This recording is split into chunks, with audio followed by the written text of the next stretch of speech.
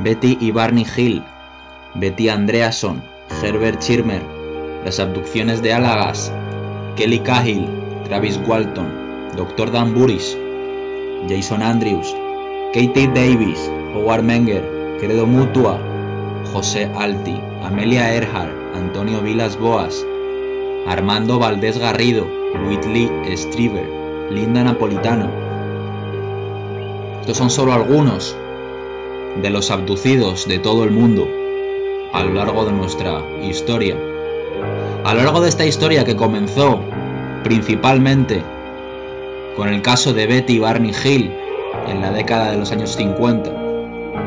Han pasado desde entonces unas pocas décadas, ni siquiera una centena de años, y ya se cuentan por miles, si no millones, de abducidos. Los ufólogos están totalmente de acuerdo en que al menos el 25% o incluso hasta el 40% de la población humana ha tenido encuentro con extraterrestres. Por lo tanto, cualquier persona puede preguntarse si ha sido visitado o abducido por seres extraterrestres. Solamente les vamos a hacer algunas preguntas para que puedan saber si han sido abducidos. ¿Alguna vez te has despertado con la sensación de no saber dónde te encuentras? ¿Tienes alguna marca inexplicable en tu cuerpo? ¿Tienes o has tenido sueños con ser secuestrado por extrañas criaturas? Si tienes respuestas afirmativas para todas estas preguntas, continúa escuchando el vídeo. Pero estos son solamente algunos indicios, algunas señales para ver si has sido víctima de una abducción.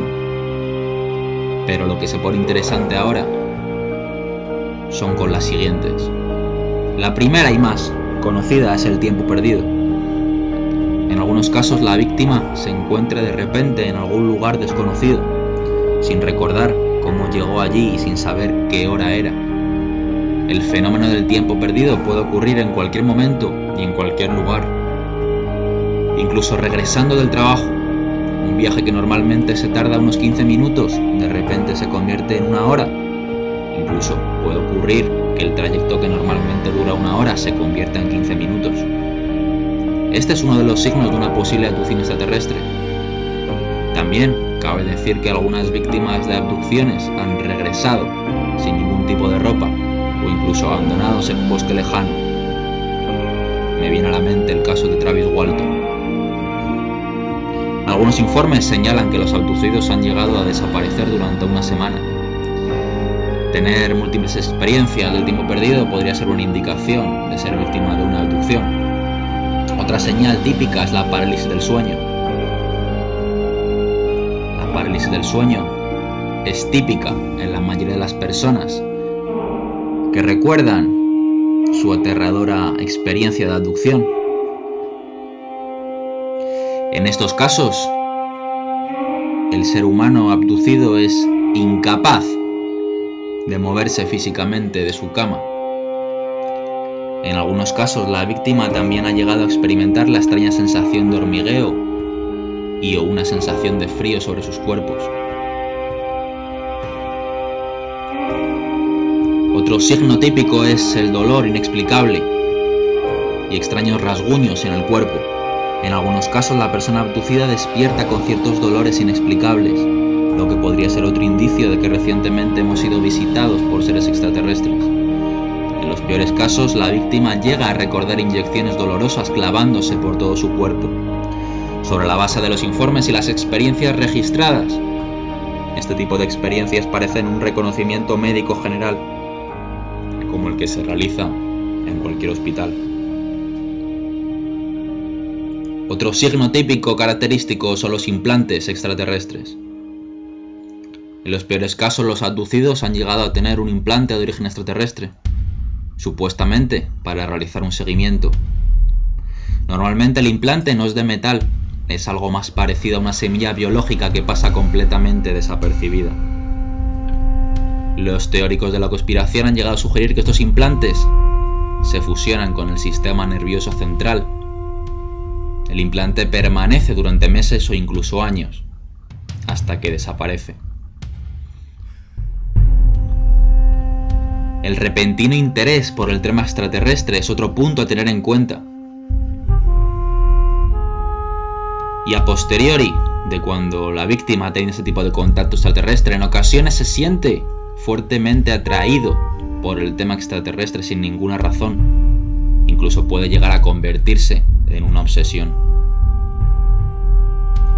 Los expertos sugieren que el motivo es porque en el fondo la víctima sabe lo que ha estado sucediendo. El subconsciente lo sabe y está tratando de mostrarlo. Pero estas solamente son las más típicas. Tenemos otras señales de que ha sido abducido. Otras señales que hay que tenerlas en cuenta, como son enfermedades aparentemente inexplicables que surgen como de la nada. Pensamientos obsesivos, principalmente enfocados al tema sexual, al suicidio y al asesinato. Otro punto característico es un sistema emocional alterado y desestabilizado completamente, como la amargura y la depresión. También se dan pesadillas recurrentes, acompañadas de trastornos del sueño. Los trastornos de la alimentación es también muy común en estos casos. Se llega incluso a manifestar una fascinación por el ocultismo, por la New Age. Y este siguiente punto es, junto a los anteriores, no menos importante, y es la negación a Dios, la negación a esa divinidad, a ese Padre, acompañado normalmente de un temor, un miedo oculto que no se le quiere reconocer.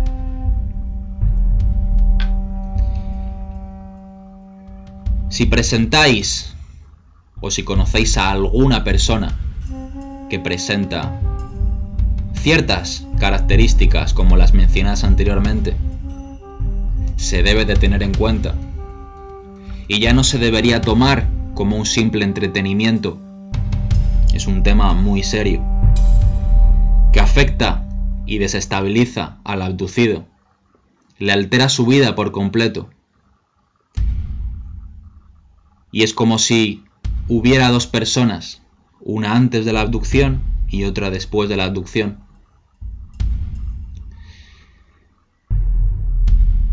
Tenemos y contamos con la ayuda del doctor Corrado Malanga, una persona muy docta en estos temas, que hace años realizó un test para que cada persona pudiera autoevaluarse y confirmar que había sido abducido por extraterrestres.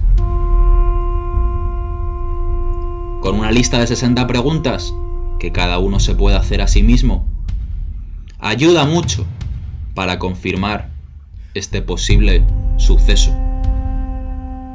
Les invito a que investiguen sobre este tema por su cuenta.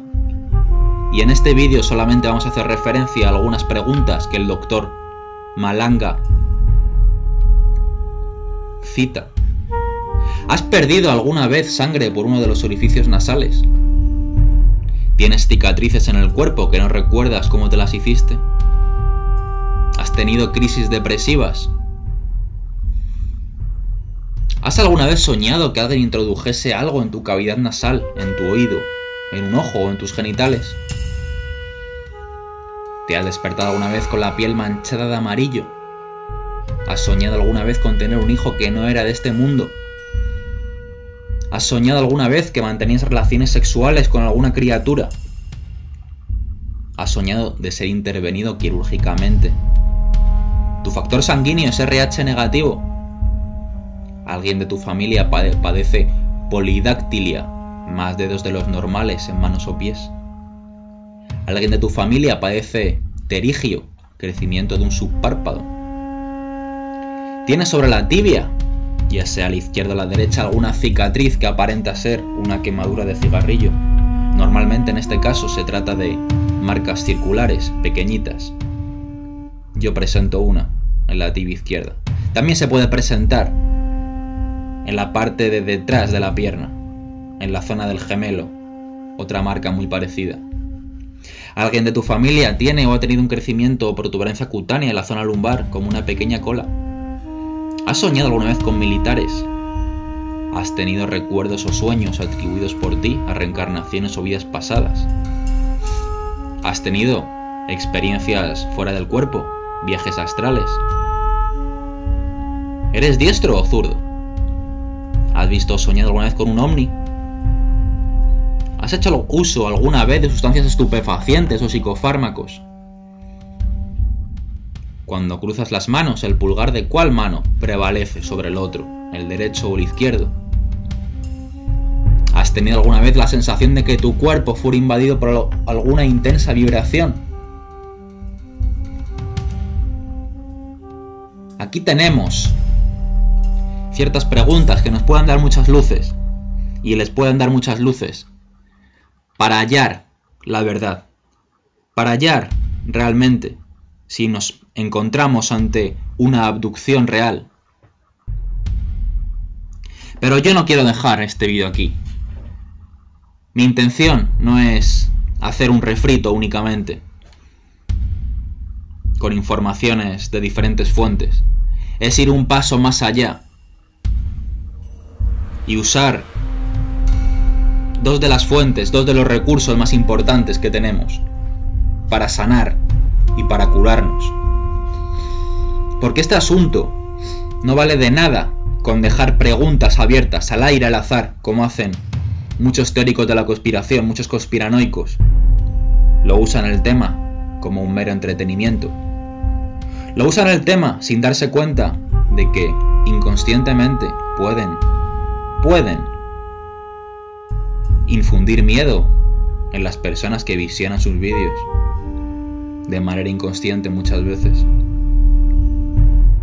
La metafísica y la física cuántica son dos recursos que tenemos para sanar, como ya he dicho.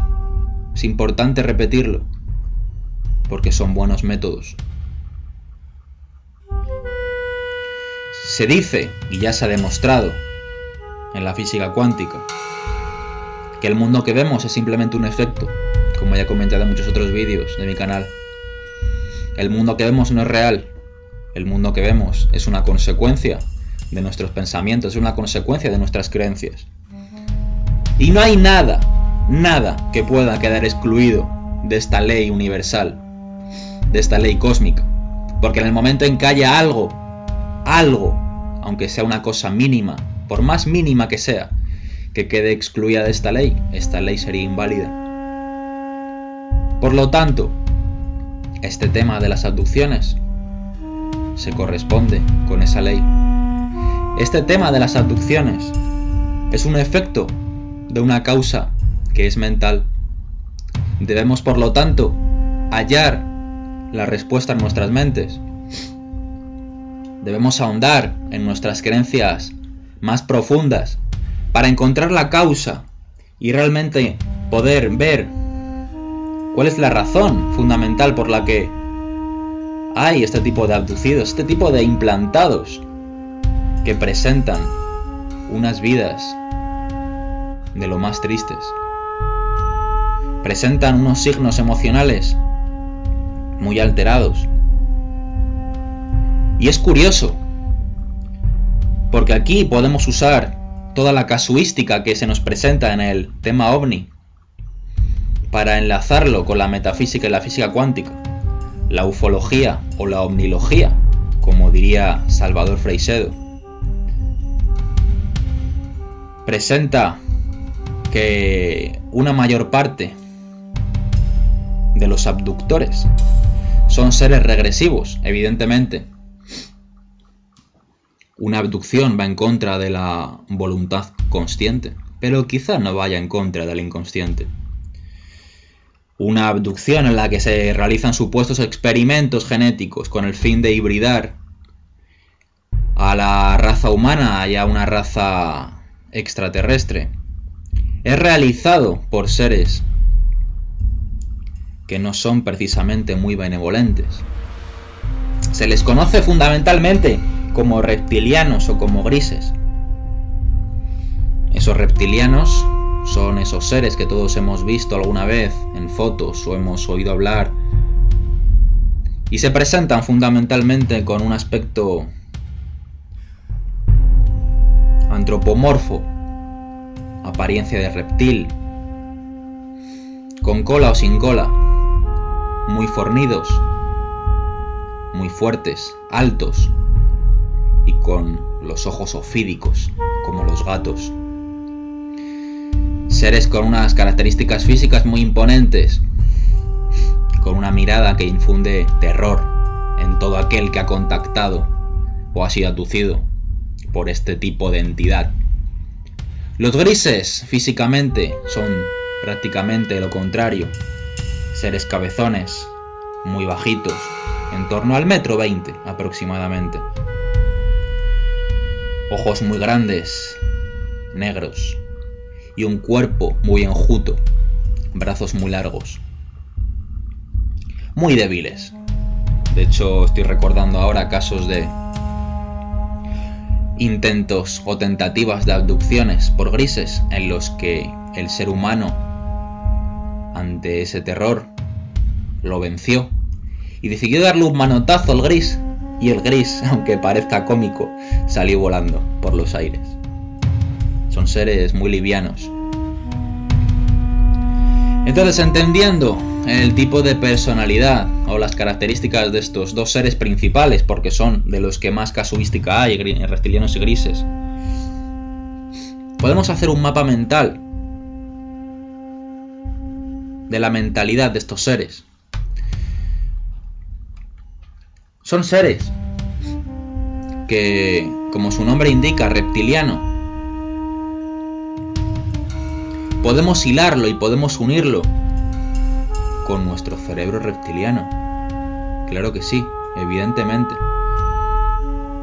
Tenemos en nuestro cerebro una parte muy primitiva, y es lo que hoy se llama cerebro básico, instintivo, reptiliano, o el paleoencéfalo. Esta parte del cerebro está formada por los ganglios basales, el tallo cerebral y el sistema reticular. Es esa parte en la que estoy mientras me ocupo de cosas puntuales: fregar, lavar, coser.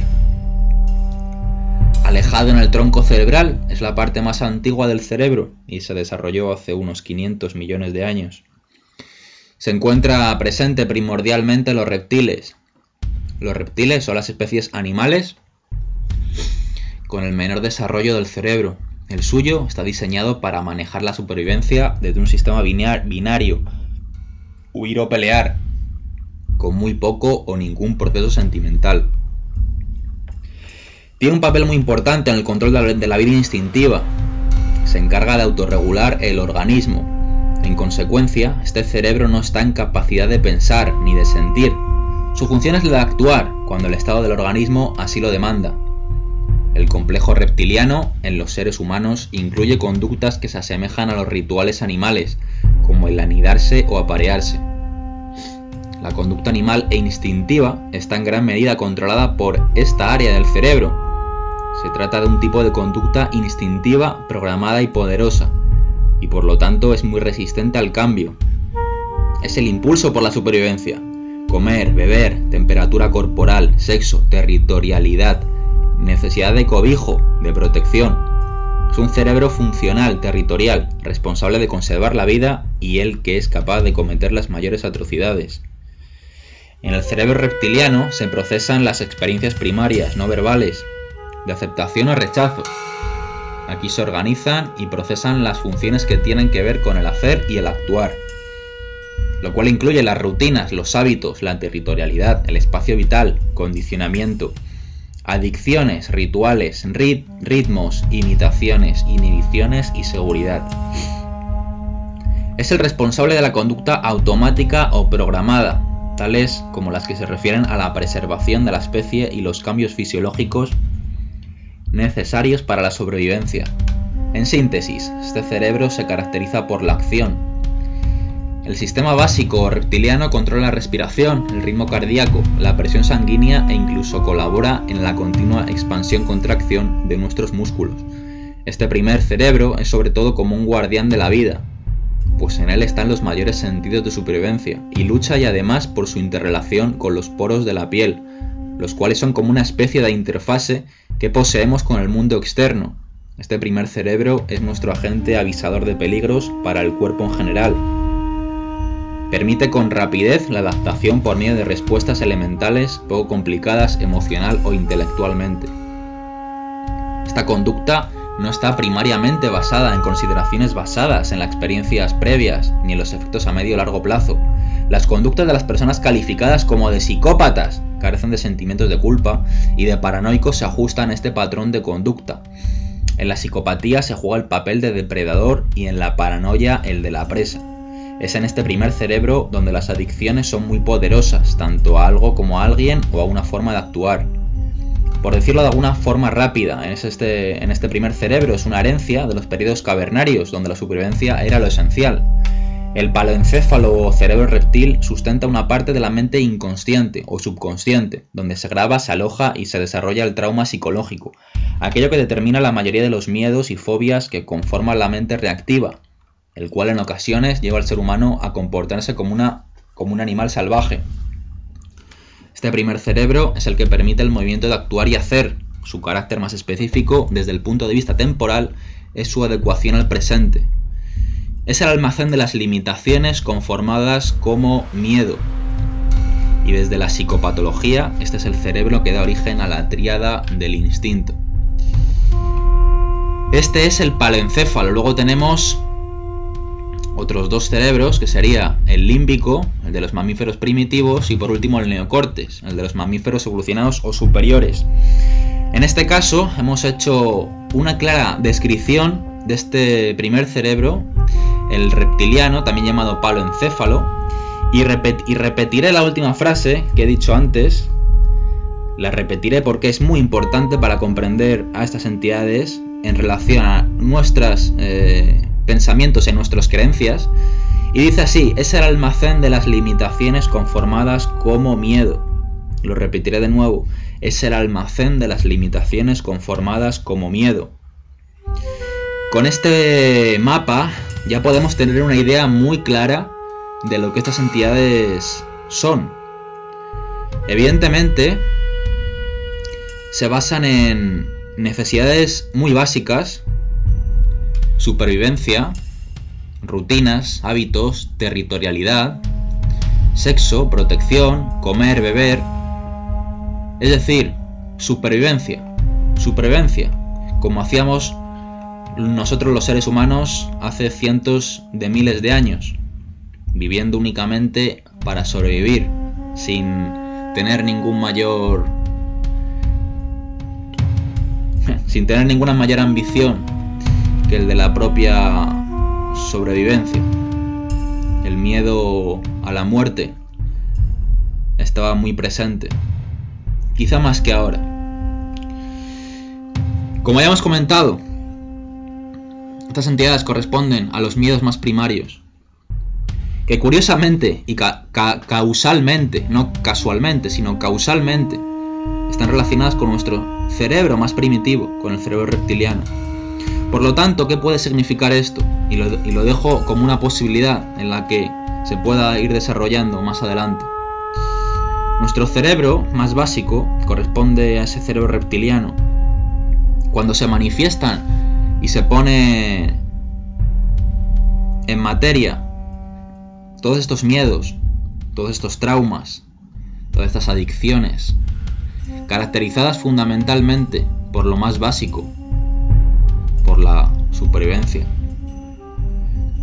Cuando todas estas características dominan a una persona en algún momento puntual de su vida, ya sea por eventos traumáticos que haya podido tener, sea del tipo que sea, se puede manifestar, y el universo así nos lo hará ver en el mundo, porque la proyección da lugar a la percepción, como dice un curso de milagros. Es decir, todo lo que proyectas va a ser lo que percibirás, y lo percibirás en un instante y en el futuro, que es lo que te estás creando en cada momento.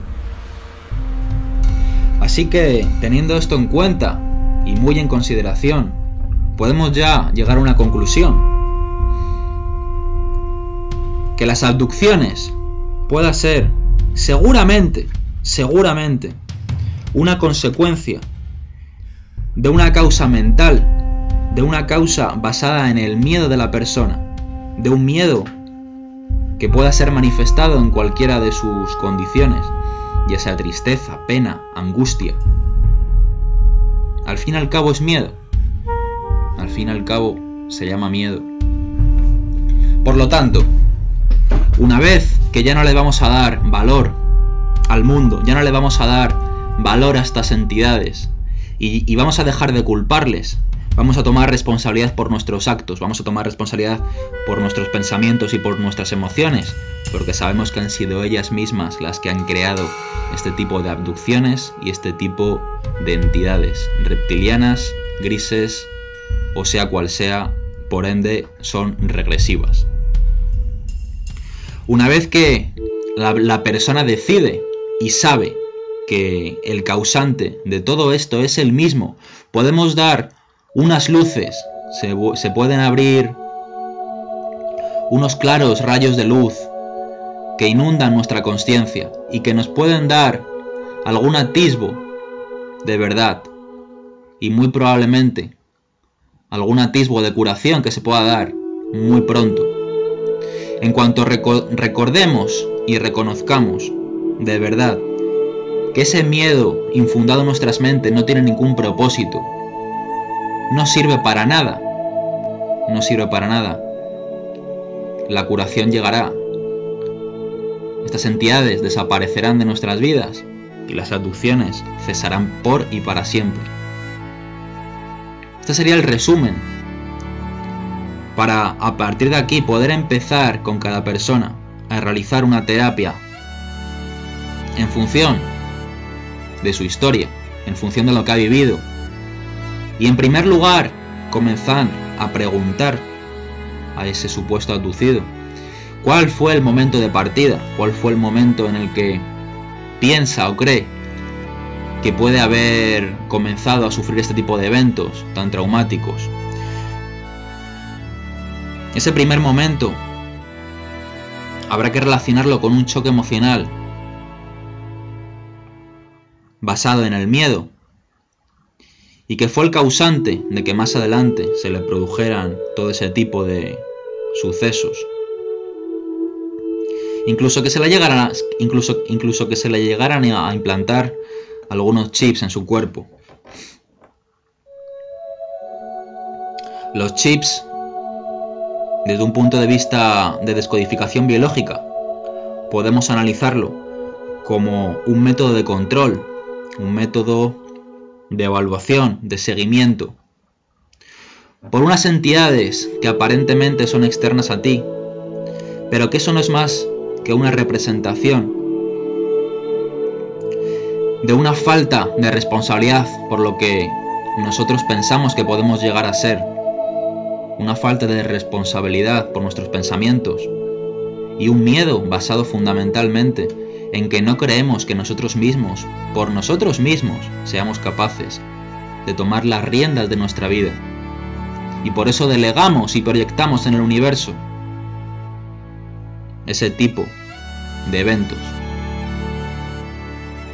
Porque el chip, al fin y al cabo, o las abducciones, como ya he comentado, es simplemente un efecto. No caigamos en el error de darle causa a eso. Porque no hay ninguna causa externa a ti. Repito, no hay ninguna causa externa a ti. En el momento en que decides pensar de esa manera, en que hay una causa externa a ti, estás delegando tu responsabilidad. Estás culpando al exterior y estás culpando a algo ajeno a ti. Y esa es la única manera en la que no te vas a poder curar. Es la única manera en la que no vas a poder dejar de tener este tipo de eventos, este tipo de abducciones o implantación de chips subcutáneos. Una vez que hemos llegado y hemos hallado ese primer momento, normalmente se da desde que se es pequeño, desde los 3, 4 años, o incluso hay veces que se puede dar más adelante cuando uno ya es adulto. Pero hay que ir al primer momento, hay que ir a la primera vez, y esa primera vez va a determinar todos los eventos sucesivos y posteriores. Si decidimos empezar por ese primer momento en la que la persona supuestamente abducida es pequeño, hay un buen método para hallarlo mediante la hipnosis ericksoniana. La hipnosis ericksoniana nos puede ayudar a desbloquear ese choque emocional que se nos produjo en ese momento cuando éramos pequeños o cuando teníamos ya más edad. Y a través de esa hipnosis podemos realmente hallar nosotros mismos los propios recursos para que el amor entre en nuestras mentes santas, para que la inocencia recobre el lugar que un día decidimos apartar y decidimos implantar la culpa. Métodos hay todos los que uno quiera. Y este vídeo es simplemente para dar unas luces y un cuestionamiento al mundo de las abducciones, a darles una inversión del pensamiento para poder generar una posibilidad de cambio y una posibilidad de curación, no basada en la proyección de culpabilidad, sino basada en la responsabilidad de nuestras emociones y de nuestros pensamientos. Podíamos hablar de muchos métodos, como ya he comentado, pero creo que el mejor método viene de uno mismo, viene del interior de cada uno, que es donde se encuentra la verdad.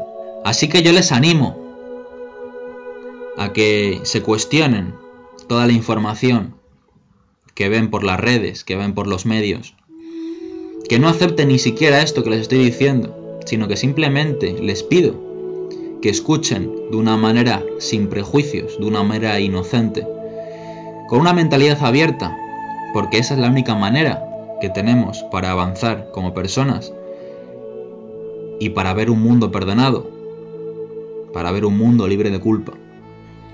Así que esto ha sido todo, amigos. Espero que les haya gustado el vídeo, les haya hecho cuestionarse toda esa información que ven de manera oficial en estos círculos esotéricos, estos círculos ufológicos, en los que se dice que estos seres son ajenos a nosotros y que nosotros no tenemos ninguna opción contra ellos más que defendernos. No hay que defenderse, no caigamos en ese error. Elijamos la responsabilidad de nuestras mentes, la responsabilidad por lo que pensamos y lo que sentimos. Y de esa manera es muy probable que todo surja de una manera natural, como expresiones de amor. Muchas gracias, amigos. Un saludo.